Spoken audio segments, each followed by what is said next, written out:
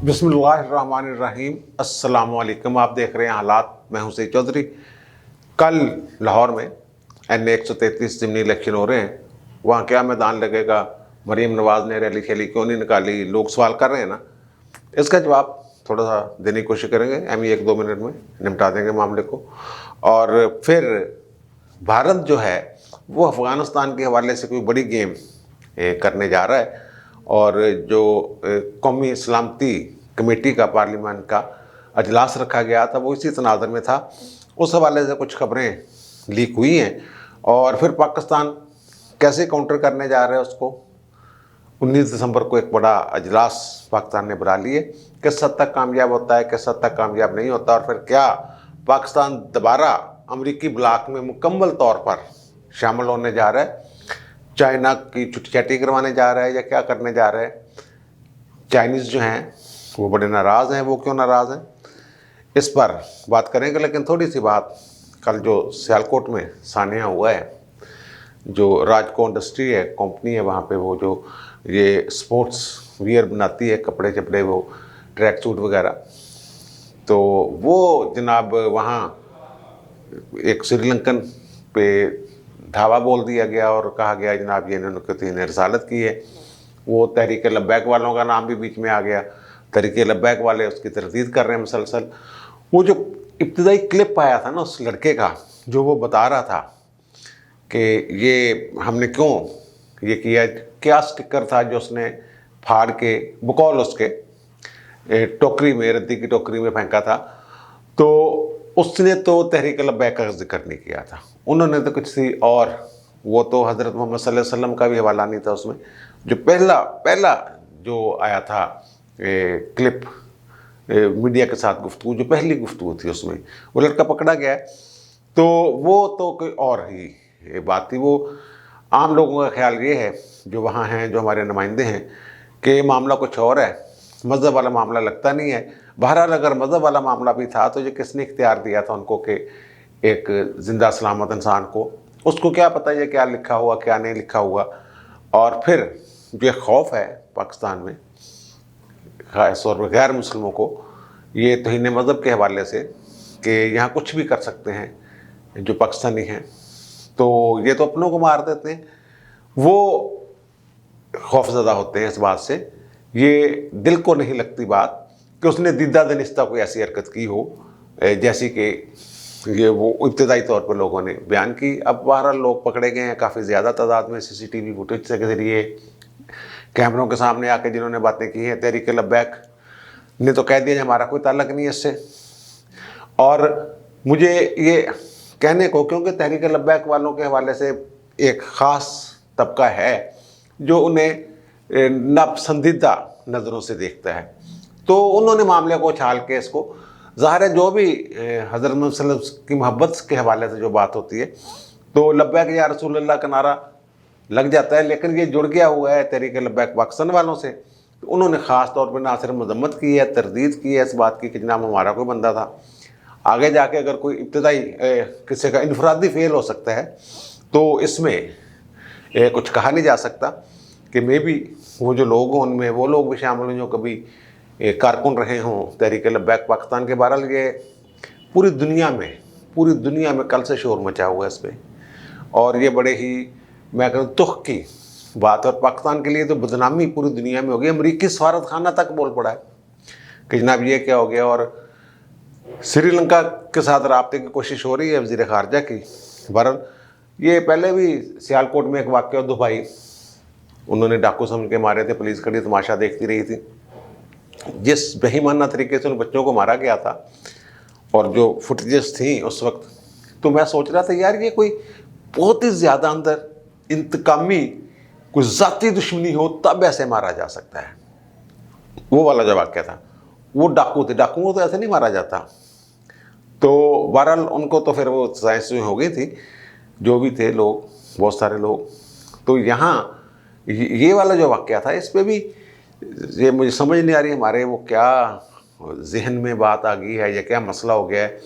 हम अपनी इमलाक को ही और अपने मुल्क को ही नुकसान पहुँचा देते हैं। जब भी कोई ऐसा मामला, बाबरी मस्जिद वाला मामला हुआ था तो जैन मंदिर गिराने जल पहले यहाँ एक वो मतरूक सा एक बिल्डिंग थी, تو وہاں جناب وہ چڑھے ہوئے تھے گرانے کے لیے، وہاں کوئی سانے ایسا کہ 2 بندے اپنے ہی گر کے جہاں بک ہو گئے اس واقعے میں۔ پھر انہوں نے وہ ATM مشینیں لوٹ مار، یہ وہ جو بھی باتیں سامنے، بینکوں کو آگ، تو یہ اللہ کرے معاملہ کبھی سمجھے، لیکن یہ آہستہ آہستہ جو میرا خیال تھا کہ یہ کم ہونا چاہیے جو مذہبی انتہا پسندی ہے، لیکن یہاں مذہبی انتہا پسندی بڑھتی جا رہی ہے۔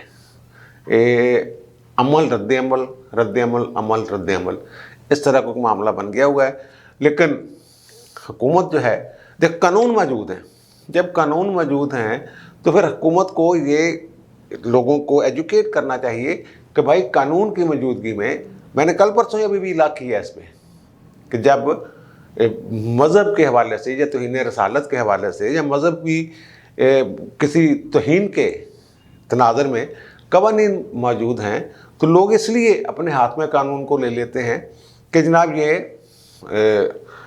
نظام پہ ان کو اعتماد نہیں، وہ سمجھتے ہیں جناب یہاں یہ سارے، وہ میری بات جو مذہبی لوگ ہوتے ہیں ایسے، ان سے ظاہر ہے بادشاہت تو ہوتی رہتی ہے، تو وہ کہتے ہیں کہ جناب یہ تو دباؤ میں آ کے بین الاقوامی جو پریشر ہوتا ہے اس کو برداشت نہیں کر سکتے، اور یہ اچھے یعنی واضح طور پہ جو توہین رسالت کے ملزم ہوتے ہیں ان کو بھی چھوڑنے کے لیے وہ پھر کئی مثالیں دیتے ہیں۔ بیچ میں سابق گورنر پنجاب سلمان تسیر کا نام بیچ میں، پھر آسیہ والا کیس، پھر فلاں کیس، پھر یہ کیس، پھر وہ ریمنڈ ڈیوس والا ذکر شروع کر دیتے ہیں۔ تو یہ نظام پہ اعتماد جب تک بحال نہیں ہوگا، یہ بحال کرنے کے لیے حکومت کو کوشش کرنی چاہیے۔ یہ ادھر ادھر کی بڑی مارتے رہتے ہیں، بونگیاں شونگیاں، فلاں کر دیں گے، یہ کر دیں گے، فلاں کی ویڈیو آ جائے، فلاں کی آڈیو آ جائے۔ تو اب وہ شہباز گل صاحب نے کہا تھا جناب ایک آڈیو آ رہی ہے مریم نواز کی، وہ تھرتھلی مچا دے گی، یہ کر دے گی، ایک صحافی کے پاس ہے۔ تو میں سوچ رہا تھا اپنے دوستوں کے ساتھ ڈسکشن ہو رہی تھی وہ کیا آڈیو ہو سکتی ہے، آڈیو میں کیا ہو سکتا ہے؟ تو انہوں نے کہا کہ انہوں نے مریم نواز کے بیٹے کا ولیمہ خراب کرنا ہے۔ ولیمہ کیا خراب کرنا ہے، کیسے خراب کرنا ہے کہ 17 کو ولیمہ ہے جنید صفدر کا، تو یہ 16-17 کو وہ آڈیو لائیں گے اور پھر کھپ شپ ڈالیں گے اور اس کا ولیمہ جو ہے وہ خوشی جو ہے وہ غارت کرنے کی کوشش کریں گے۔ اس طرح کی وہ خیال ہے۔ اگر واقعی 16-17 کو آتی ہے اور ان کے انتظار کر رہے ہیں یہ ان کے پاس کوئی آڈیو ہے، تو پھر یہ دیکھ لیں کہ جن گٹھیا لوگ ہو سکتے ہیں جو بھی لائیں گے، اگر لاتے ہیں تو پھر یہ مہر تصدیق ثبت ہو جائے گی کہ جناب ولیمہ خراب کر دے ہو۔ اس طرح سر یہ اللہ معاف کرے یہ معاملات چل رہے ہیں۔ اور پھر 133 کا جو ہو رہا ہے NA میں کل ضمنی الیکشن، تو بہت سارے لوگوں نے سوال کیے، مجھ سے بھی لوگوں نے کہا، میرے پروڈیوسر نے بھی کہا کہ اس پہ نا 133 پہ مریم کی ریلی کے حوالے سے نکالیں، لوگ پوچھ رہے ہیں کہ کیوں نہیں ریلی نکال رہی ہے۔ وہ میں نے پہلے دنوں سے پتہ کر لیا تھا جب یہ شروع ہوا تھا۔ پیپلز پارٹی نے اگر سے تھوڑی سی بنائی ہے اپنی اس دفعہ، کیونکہ PTI ہے نہیں، پیپلز پارٹی والے جو ہیں وہ یہاں جو جتنا زور لگا سکتے ہیں عام طور پہ لگاتے ہیں اس سے 3-4 گنا زیادہ زور انہوں نے لگایا، پیسہ پوسا بھی خرچ کیا، بینر ہی بینر لگے ہوئے ہیں اس حلقے میں۔ تو وہ میں نے کہا کہ ریلی شیلی کی بات کہ آپ لوگ کیا کر رہے ہیں، ان کا جناب وہ ہمارے MP MNAs تو نکال نہیں سکتے، اس حلقے میں جا نہیں سکتے، کمپین نہیں کر سکتے، کرتے رہے نے سائڈ تو بیٹھ کے، سامنے نہیں آئے، فون چھوتے جاندے رہے نے نا، وہ پیپلز پارٹی والے بھی کرتے رہے۔ تو وہ الیکشن کمیشن نے پابندی لگائی ہوئی ہے، تو پھر مریم نکال لیتے جناب ریلی، اب تو خیر ٹائم ختم ہو گیا۔ تو انہوں نے کہا کہ جناب ہماری جمع تفریق ساری پوری ہے، اس میں جتنا مرضی پیسہ خرچ کر لے دوسرا امیدوار۔ تو وہ کہہ رہے ہیں جناب یہ حلقہ جو ہے وہ اپنی طرف سے، نون لیگ والے کہتے ہیں جناب ہمیں ضرورت نہیں اس میں جلسے جلوسوں کی اس طرح جیسے کہ ہوتی ہے، کیونکہ ہمارا مقابلہ کسی سے نہیں ہے یہاں پہ۔ وہ کہہ رہے ہیں کہ ہم نے جناب یہ ایک طرح سے بلا مقابلہ یک طرفہ قسم کا میچ ہے، تو جو ہم نے ہر حال میں جیت ہی جانا ہے۔ اور دوسرے ہمدردی کے ووٹ بھی ہوتے ہیں، پرویز ملک صاحب نے حلقے میں کام کیے ہوئے، ان کی بیوہ جو ہیں شائستہ پرویز ملک وہ الیکشن لڑ رہی ہیں، وہ بھی MNA ہیں، MNA بھی ہے وہ ایک طرح سے، وہ اسپیشل سیٹ پہ۔ تو وہ اور علی پرویز ان کا بیٹا وہ بھی MNA ہے، ایک ہی فیملی میں 3 MNA اور باقی رشتہ دار ملا کر 5-7 بندے ہو جاندے نے۔ وہ کہتے ہیں کہ ہمیں ضرورت ہی نہیں، اس لیے ہم ریلی وہاں نہیں نکال رہے۔ अब आते हैं यार अफ़गानिस्तान वाला इशू। मैं शुरू में जब अफ़गानिस्तान में निकलने जा रहा था अमेरिका, तो मैंने बड़ी वीडियोस की उस पर, तकरीबन रोज़ाना ही एक सेगमेंट उस पर मैं करता था।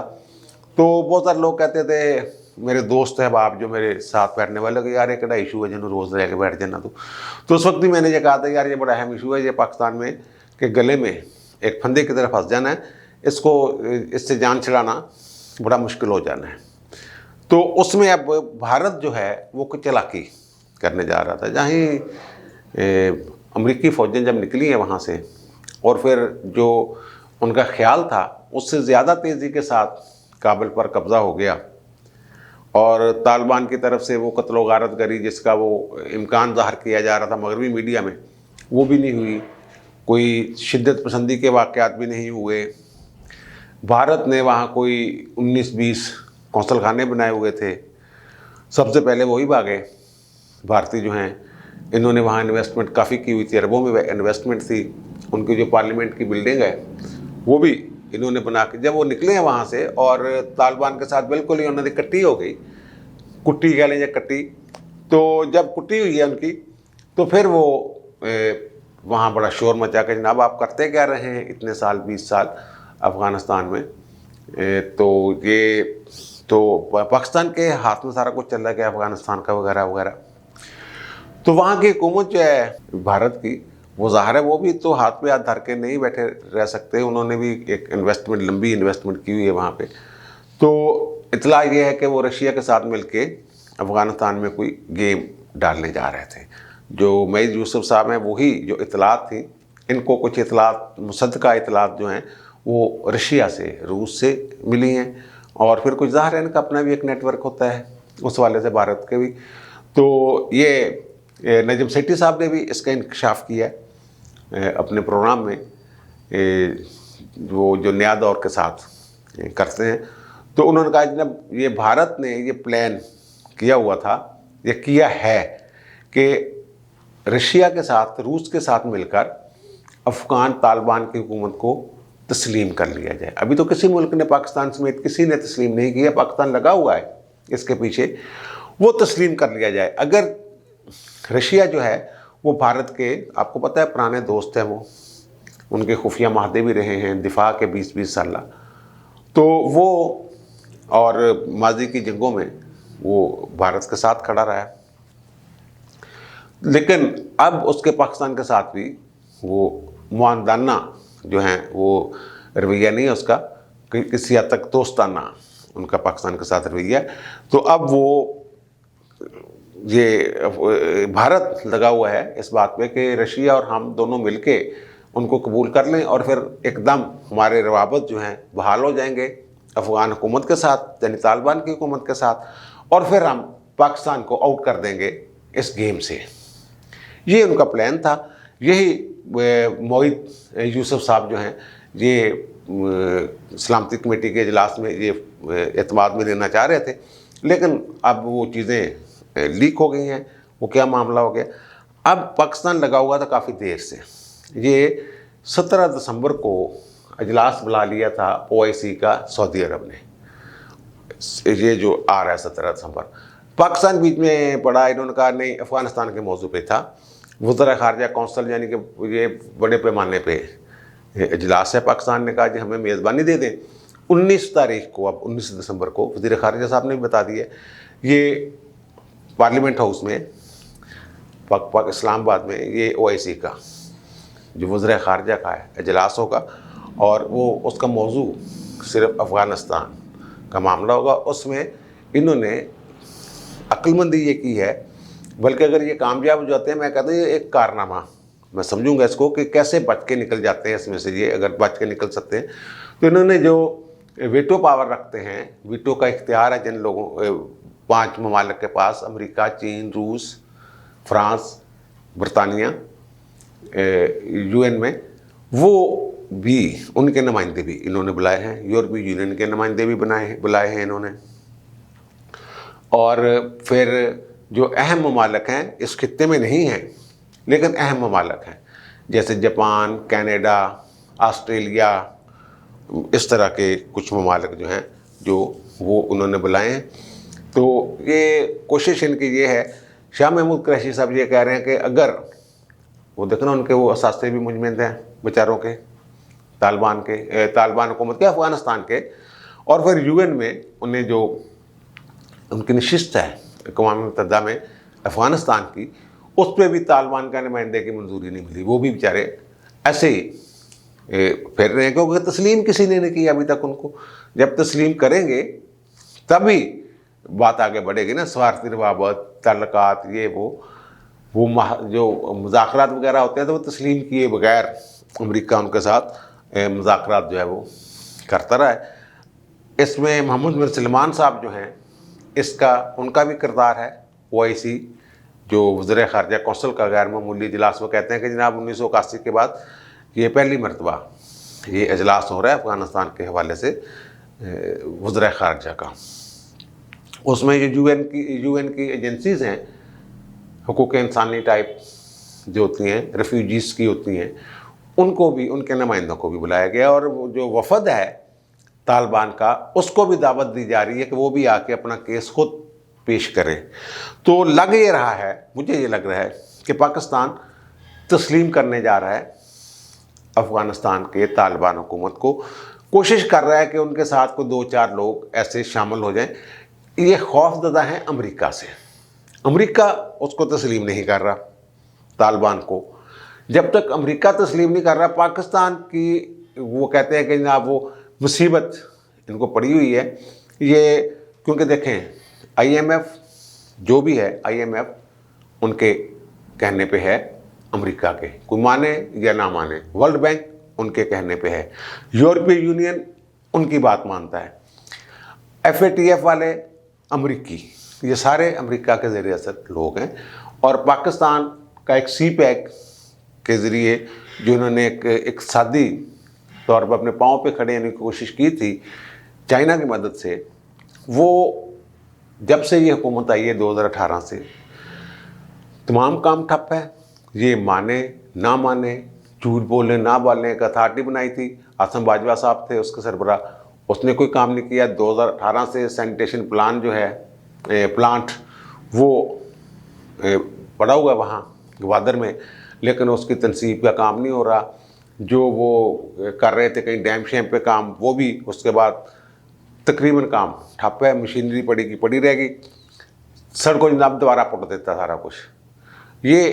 اور چائنا بڑا ناراض ہے ہم سے، اور یہ جو ہماری بیوروکریسی اور فوج ہے، اس کی تربیت کچھ اس طرح کی ہے، انہوں نے تو جو کچھ بھی دیکھا ہوا ہے، انہوں نے تو یورپ اور امریکہ کے حوالے سے ان کی آنکھوں سے یہ دیکھتے ہیں، اور CPEC کا جو بیڑا غرق ہونا تھا وہ انہوں نے کر دیا ہے۔ اب یہ دوبارہ پھر امریکہ کے بلاک میں ان کے بغل بچہ بن کے کچھ ایسی کہہ لیں اشارے مل رہے ہیں کہ امریکہ یس باس والی جو بات ہے اس طرف جاتی ہوئی مجھے تو یہ نظر آ رہی ہے۔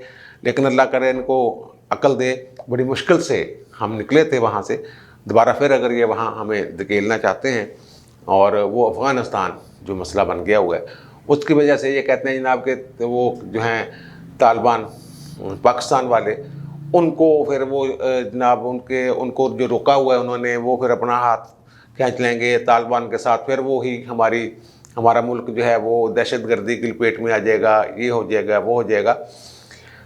یہ کہہ رہے ہیں کہ افغانستان میں کوئی 2-2.5 کروڑ لوگ جو ہیں، نصف لوگ وہ کہہ رہے ہیں کہ غربت، وہ خوراک کی کمی کا شکار ہو جائیں گے۔ یہی باتیں وہ کہتے ہیں ہم نے بتانی ہے دنیا کو کہ جناب انہاں تے ذرا تھوڑا رکھو، انہوں ذرا زندہ رہن دیو، اپنی زندگی گزارن دیو۔ اب اگر 19 دسمبر کی یہ جو کانفرنس ہے، میں اس کو غیر معمولی کانفرنس ہی کہوں گا، اگر اس میں یہ اپنے مطلب کے نتائج حاصل کرنے میں کامیاب ہو جاتے ہیں تو یہ ایک اچیومنٹ ہوگی، لیکن ساتھ ہی اس میں وہ جو میں اشارہ کہہ رہا ہوں، یا ایک سفر ہے جو ہمارا دوبارہ امریکہ کی طرف، امریکہ کی غلامی کی طرف۔ دیکھیں جو IMF کے ساتھ مذاکرات کیے، نواز شریف نے بھی جو کل خطاب کیا ہے تو اس نے بھی یہی کہا ہے کہ ان شرائط پہ پاکستان کی تاریخ میں کبھی کوئی معاہدہ نہیں ہوا، ایون کہ جو آپ کا اسٹیٹ بینک ہے وہ پاکستان کی پارلیمنٹ یا حکومت کی بجائے IMF کا ایک ذیلی ادارہ بن گیا ہے. ہم اس سے قرضہ تک نہیں لے سکتے. وہ سارے معاملات جو ہیں وہ انڈیپینڈنٹلی دیکھ رہا ہے وہ اسٹیٹ بینک. اور پاکستان کی حکومت کو یہ کسی وقت بھی جھنڈی کروائی. جیسے ان کے جو گورنر ہیں اسٹیٹ بینک کے, ان کے بارے میں میں نے ہلکا سے پچھلے دنوں ایک ذکر بھی کیا تھا. وہ کہڑا ساڈے ہے کہ وہ بھی کسی اور دے نے. اب مجھے دیجیے اجازت اس نیک خواہش کے ساتھ کہ 19 دسمبر کو پاکستان کے ہاتھ کوئی تھوڑی بہت کامیابی جو ہے وہ لگ جائے. عوام تو جو پیسے اندر باہر ہر جگہ جو بھی ہو رہا ہے کہیں نہ کہیں سے کوئی ریلیف مل جائے. تو اب مجھے اجازت دیجیے, انشاءاللہ دوبارہ ملاقات ہوگی نئے ویلاگ کے ساتھ. اللہ حافظ.